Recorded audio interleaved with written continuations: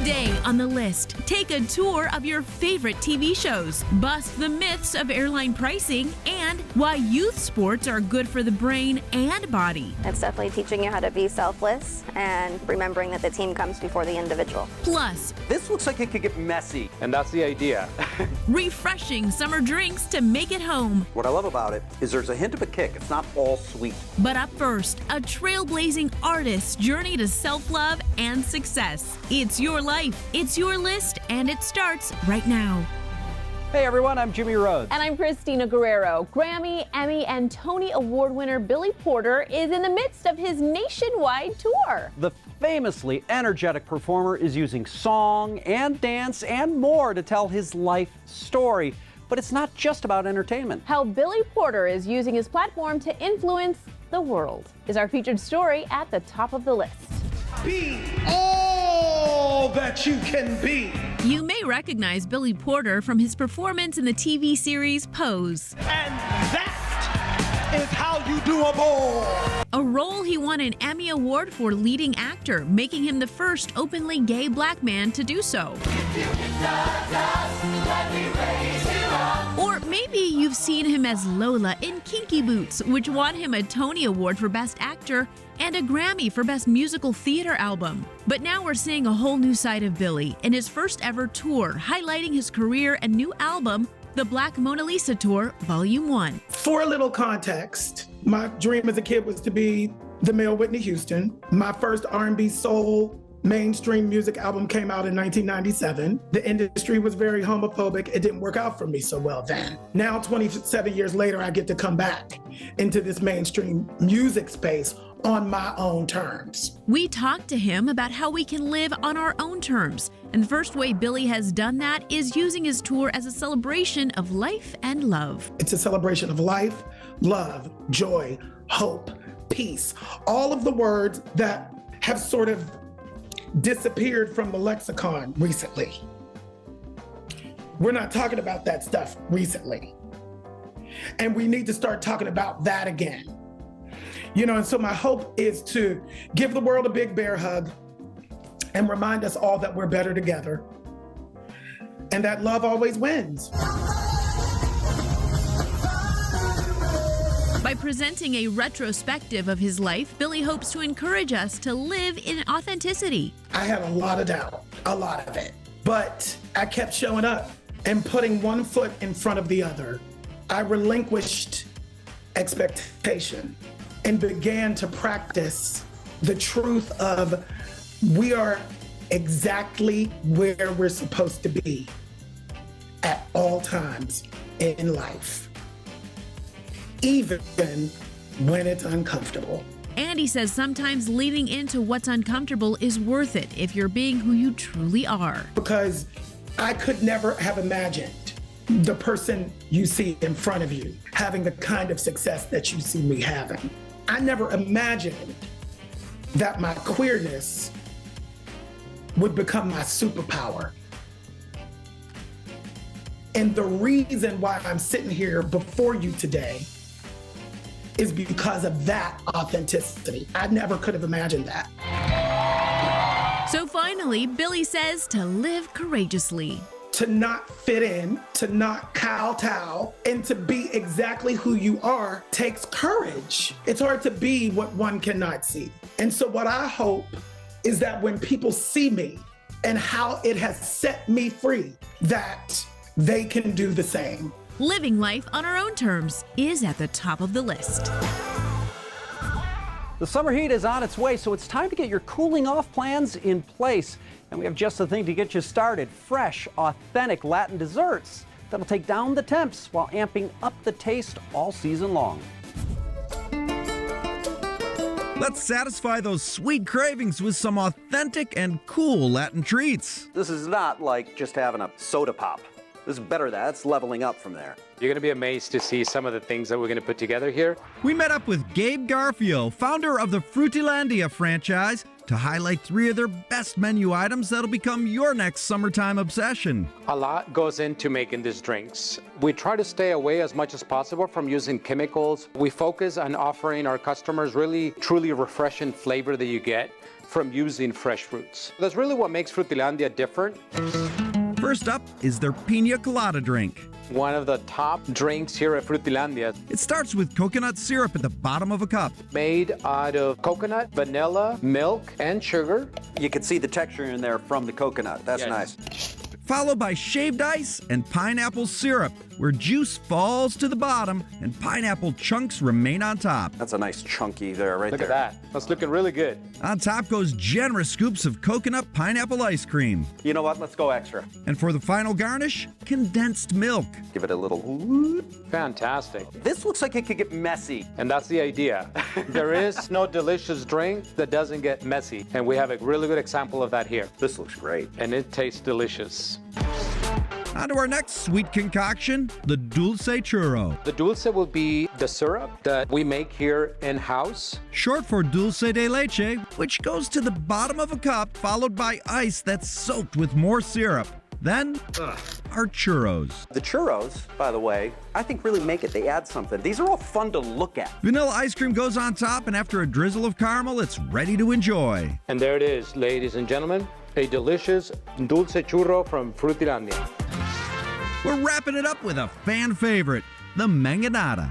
Our #1 drink here at Frutilandia. It begins with mango syrup on a blender. And all it is just blended mango with a little bit of sugar and water. Add ice, and while that blends, a cup gets a drizzle of chamoy. Chamoy is a kind of a sweet, sour type of sauce that's made out of plum. In goes our blend, Into the pool. topped with fresh mango. Then add a Mexican tamarind candy stick in lieu of a straw. Tamarind is a kind of a tangy, sweet, tart fruit. And there seems to be like almost like a powdered surface on this. Yeah, that powder is powdered chili to just give it that little bit of extra kick to it. For a final garnish, a sprinkle of tajin, a Mexican spice made with peppers, lime, and salt, and more chamoy. Very attractive drink to have and very refreshing. What I love about it is there's a hint of a kick. It's not all sweet. This is unique and really refreshing. We're cooling off this summer It's my new favorite drink for summer right here. with a taste of Latin flavor. Well, not sure if you heard or not, June is Sports America Kids Month. Time to get out and in the fresh air and get moving. Teresa Strasser looks at the benefits of getting off the couch and on the move. From their bodies to their brains and beyond, the benefits of kids playing sports are numerous. I feel like sports are good for both the kids that are picking the daisies, that are scoring touchdowns, because at least they're both outside or they're on the court. They're not staring to screens. It's absolutely correct. They get an opportunity to get out, get some exercise. For some of these kids, that 60-minute practice or 45-minute game might be the only exercise they get throughout the week. Katrina Alfaro, co-founder of Arcadia Sports Central in Phoenix, Arizona, shows us how sports can help kids with their development, not just physically, but emotionally. Let's start with teamwork. Is it important to start early with team sports? Nowadays it is getting younger and younger, and those kids that are starting at 3 and 4 are going into 5 and 6, like almost as like incredible athletes. But it's not all about athletics. Team sports can teach life skills. Everybody has their strengths and weaknesses, and whatever someone might lack, another person has, and that's how the projects and task at hand gets done. I see with baseball, like you can fail personally, you can strike out, but then when you go back to the dugout, you got to cheer for the other kids. It's definitely teaching you how to be selfless and remembering that the team comes before the individual. Next, sports can help kids find themselves. I can tell a difference with kids who play team sports, can you? Yeah, I can. For my oldest kid, he was super shy. He did not play team sports until he was 7, but when he did, it completely brought him out of his shell. She says that being on a team can also nurture empathy. I love in flag football when there's a play, even in basketball, say, since we're on a basketball court, and a kid gets knocked down, and you see somebody from the opposing team. I love bend that. down. Right? Yeah, I just love seeing that. That's not only a reflection of the child, but how the parent is raising that kid, and I'm sure of how the coach is teaching that team. Finally, she says being part of a team sport can teach respect. I've heard people say it's really good for a kid to just be yelled at by some adult. It's not your parent. I think that it's easier having a coach that's not your mom or dad to be more respectful too. And she says other adults can put things into perspective for the kids. What you hear from your parent, you might just kind of, yeah, whatever, it's my mom or dad. But when you hear that same thing from another person, I feel like you really think about it and you're like, okay, maybe I do need to practice that more, or maybe I do need to do this better. Sports for the fun, the fitness, and the future. Still to come on the list, give your camping trip a makeover. I packed eyelashes, I'm not gonna lie. Yeah. Plus, take a tour of Broadway's backstage history. Each guide is equipped with an iPad chock full of rare and one-of-a-kind photos and videos. And you're not a lot of fun, are you? The big Hollywood star who took a roll of the dice on Dungeons and Dragons. And he was like, you captured Monty Python and everything about British humor like so clearly, and I love it, and I will do the movie. All that and more ahead on the list.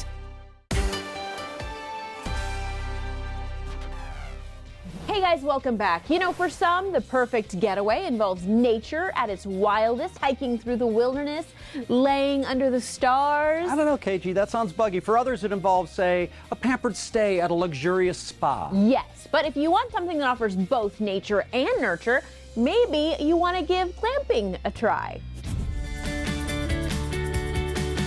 Okay, some people are good at the great outdoors. I think I'd be better at glamping. Let's go in.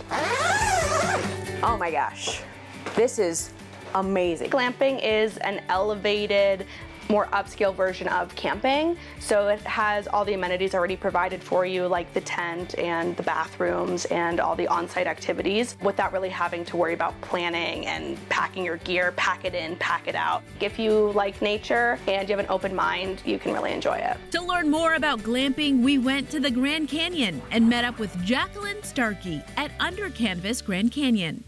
First, you make reservations just like a hotel, but instead of a room, you pick your tent. We have a few different style tents. Our safari tents are the ones that have the communal bathhouse, but they also have a king-size bed, a wood stove, lanterns, battery packs. They also have tents with private bathrooms and a viewing window above the bed for stargazing. I mean, I was so excited to see a shower in a tent. I'm like, the best of both worlds. I can be outdoors and I cannot be stinky.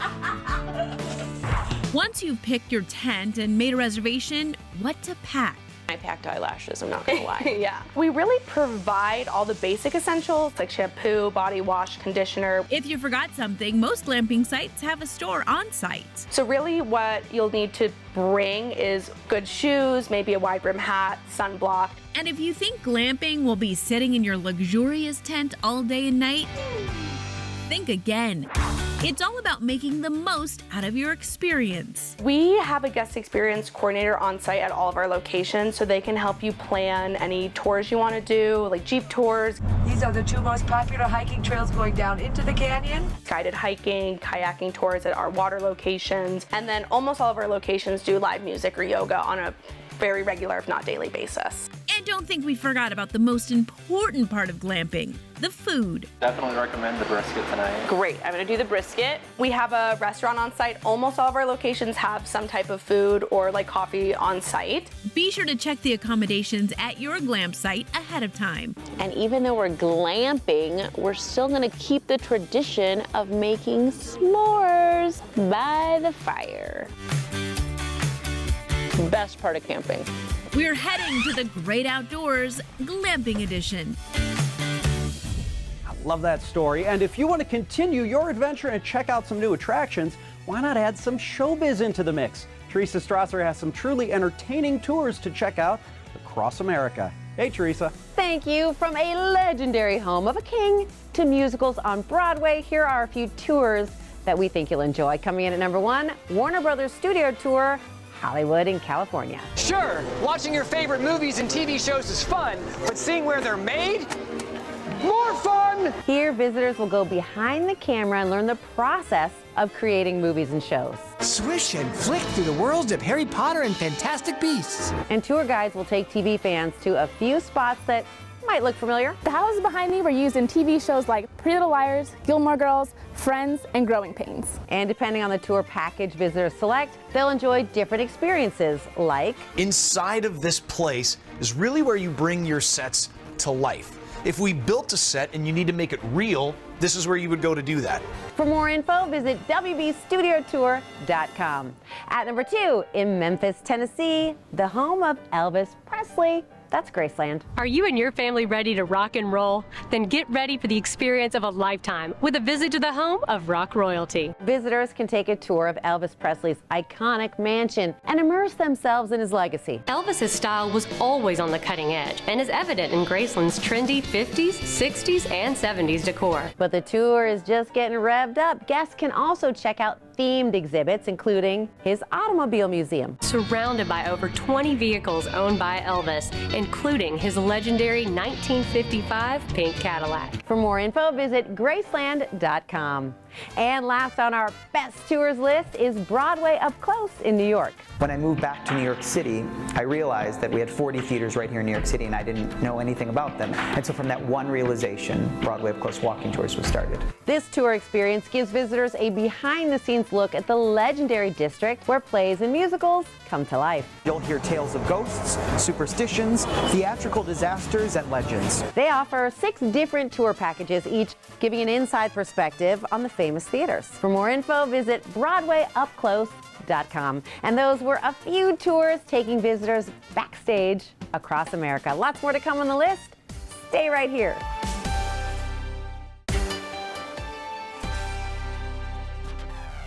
Friends, welcome back. On today's watch list, Dungeons & Dragons is pushing the big 5-0, and now it's bringing the fun in a new way with a streamable movie. Zach Perry sat down with the producer of Dungeons & Dragons Honor Among Thieves to learn more. We're thieves, but we help the wrong person steal the wrong thing and unleash the greatest evil the world has ever known.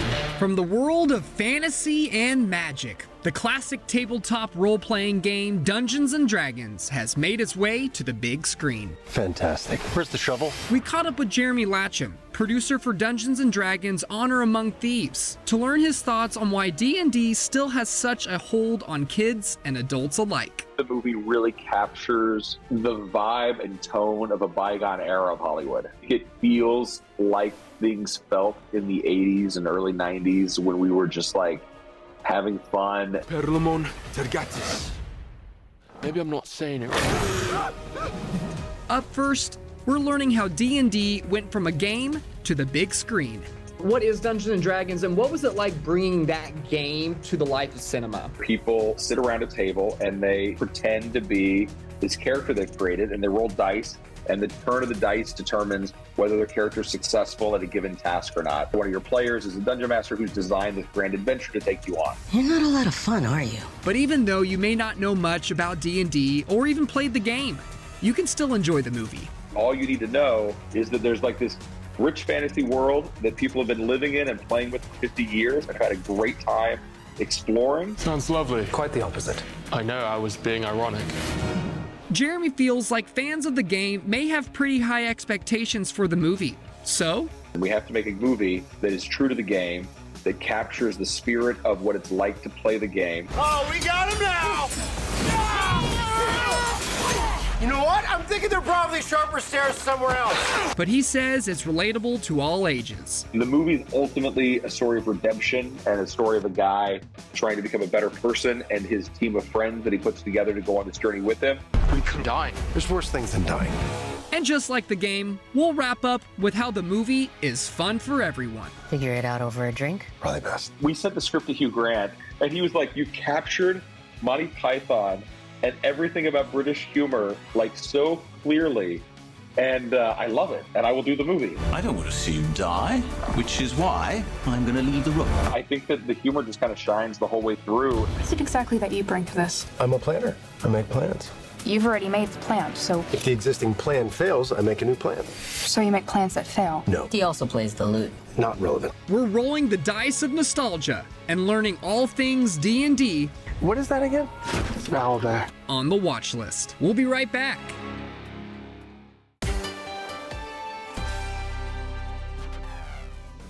Friends, welcome back. It's time for what's last on our list. All right, any big vacation plans for the summer, Jimmy? You know, maybe book a flight or two out, go see the kids? Yes, well then allow me to be of assistance. actually not me, it's the Washington Post. Flight booking myths debunked. Okay, and I've definitely seen this one before where they say 2 seats left. And apparently that's a lie. Yeah, okay, I've definitely panicked and purchased when I've seen this, but more than likely they mean 2 seats left at this price. Aha. And what if I need to buy 3 seats? Well, they recommend buy the 2 seats at the lower price, then go back and buy the 3rd seat separately. Okay, and I've definitely heard this one before too. It's cheaper to buy on weekdays, and specifically I've heard Tuesday is the best time to buy. Yes, that's true. But apparently the savings are pennies. They cite one example. Maybe you get a flight for $196 on a weekday. That flight might just be $200 on the weekend. So $4 savings, not even enough to buy you a drink on your flight. I don't know, $4 is $4. I'll take the savings. Yeah. And here's another one. Some people think it costs more to fly as a couple. True or false? Well, I've definitely felt like this is true. Okay, according to this article, just not true either. They break it down that there are price buckets for seats, and some seats just cost more than others. So what might be happening is that there's only 1 seat left in the cheaper bucket, so the second one is just a little more expensive. Okay, so what the Washington Post is saying is all the tricks that we've heard about getting a cheaper flight is a waste of time. Apparently, and you know what? Road trips are sounding more and more attractive. Folks, that's what's last on our list. Thanks for watching. We'll see you next time. Tomorrow on the list, all the best deals coming in June. Stuff like tools, stuff like grills, anything for around the house. And there's nothing fishy about this plant-based protein. 6 to 7 out of 10 would prefer the plant-based tuna over the real tuna. Plus, how to lead a life of happiness and purpose. When you follow your heart and your passion and you start to create a life you want, it's healing. You feel like a new person. That's tomorrow, here on The List.